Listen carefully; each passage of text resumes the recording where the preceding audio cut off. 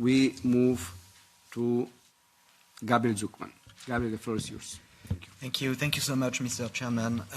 Thank you, ladies and gentlemen. Thanks for the invitation. I'm very happy to be here today to talk about the taxation of ultra-high net worth individuals. And the starting point of my remarks is that there's a body of evidence that has started to emerge over the last few years that the ultra-rich pay much less tax, all taxes included, than the rest of the population. This is an issue on which there is no public official statistics, so it's kind of a blind spot of government statistics, and this opacity has started to be dissipated thanks to a number of research projects in collaboration with tax administrations in different countries, in France, in the Netherlands, in Sweden, in Brazil, and so on. And the result of this work is that if you take into account all taxes at all levels of government, the personal income tax, the VAT, the corporate income tax that you allocate to shareholders, and so on, what you see is that pretty much all groups of the population pay quite a lot of tax, with one big exception, which is the ultra-wealthy. Think of people with more than 100 million euros in wealth or billionaires who typically pay about half as much in tax than the rest of the population. And the reason for that is due to the failure of the personal income tax, the individual income tax, to effectively tax the ultra-wealthy. The individual income tax, in principle, is the pillar of tax progressivity, is the way through which governments try to offset the regressivity of consumption taxes, of indirect taxes. And to a large extent, it's a big success. The progressive individual income tax works well for most of the population, except for the ultra wealthy, who in some sense have not yet entered the realm of income taxation. That's what the chart here shows, that in the effective income tax rate, if you look at what people pay in income tax relative to their income, for the middle class, the upper middle class, the rich, the effective tax rate rises and then collapses to almost 0% for billionaires. And in some sense, we knew that from a number of prominent, case studies. So, for instance, a couple of years ago, there were revelations by the U.S. media ProPublica on the taxes paid by U.S. billionaires, and you saw people like Elon Musk or Jeff Bezos in some years paying almost no income tax. In 1 year, Jeff Bezos says, look, I'm so poor, reports so little income that he claims family benefits, and he received family benefits. And, there's nothing illegal in that, but it's a clear illustration of the basic problem that the way that the income tax works is just not adapted, just doesn't work when it comes to taxing the ultra-rich. And what the studies have shown is that the problem is not just a few isolated individuals, it's not just in the US, it's a global problem, and it is systematic. And the reason behind that is fundamentally that when you're extremely rich, it's relatively easy to structure your wealth such that this wealth will not generate any significant amount of taxable income, or in fact sometimes no taxable income. In the European Union, this tax avoidance is done primarily through the use of personal holding companies that allow billionaires to earn income, primarily dividends, while avoiding the personal income tax. And you might say, okay, why is that a problem? Why do we care about that? And there are many reasons why we should care, but the basic fundamental reason is that the taxes that the super rich don't pay, well, the rest of the population has to pay them in a way or another. Either they'll pay more consumption taxes or income tax, or they'll benefit from lower government spending, transfers, or there will be more public debt and public deficits, eventually leading to some form of inflation. So, the taxes that are not paid at the top, that's a cost for the rest of the population. Okay, so now let's talk about solutions. So one solution that's sometimes offered is to say, well, okay, why wouldn't we try to equalize the treatment of labor income and the treatment of capital income?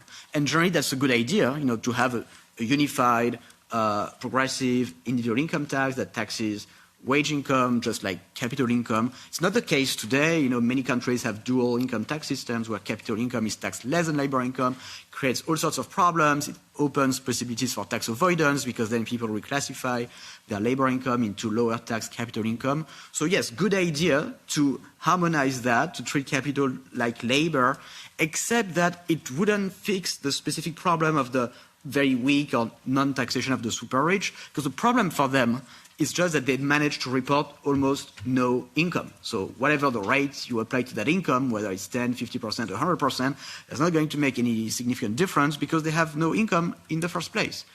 So second potential solution is to look at what the US has been doing for almost a century now. So the debate that we have today in many countries about the fact that the wealthy, the super rich avoid individual income tax through holding companies. The US had those debates in exactly the same terms in the 1930s, when, for instance, the New York Times in 1933 revealed that J.P. Morgan, one of the wealthiest person of the time, had paid no income tax in 1931 and 1932 by earning income through holding companies, and it caused outrage at the time, and the US said, okay, now we're not going to tolerate that, and we're going to discourage heavily the use of holding companies by creating surtaxes, which are known as the holding company tax and the accumulated earning tax. And bottom line, in the US, this specific form of tax avoidance has disappeared, doesn't exist today. You cannot avoid your income tax by using holding companies. And so you might say, okay, let's do that in the European Union. We could do this through a revision of the Parent Subsidiary Directive, for instance. It would make some difference, but as the chart here illustrates, it wouldn't be enough to address the issue because the ultra-rich are advised by, well-paid lawyers and tax accountants, which craft new avoidance techniques for them. And so if you plug just one loophole, they find others. That's why even in the US, the effective income tax rate of billionaires is around 9%, much less than for the upper middle class. So number three is you might say, okay, why shouldn't we recreate the wealth taxes that existed in the past? Many EU countries had progressive wealth taxes. And the problem here is that, and I think Benjamin summarized this very well, the historical experience with wealth taxation is not a success. It's a big failure. It's a big intellectual failure. It's a big political, economic failure in the sense that those wealth taxes, they didn't generate a lot of tax revenue. They were very easy to avoid for the ultra-wealthy, and the issues are well known. They started relatively low in the wealth distributions, and so for some people, like if you have a wealth tax at 1 million euros, it's like a super property tax. It can create liquidity issues. People use those liquidity issues to get exemptions, which eventually led to base erosion, and that base erosion primarily, in fact, benefited the super rich. So in a country like France, for instance, in 2016, on the eve of the abolition of the wealth tax, the effective wealth tax rate for French billionaires was 0.005%. This is a dramatic failure that we should learn from. And of course, there are two ways to look at this history. You can say, well, we've tried wealth taxes in the past, and it didn't work, hence it will never work, okay?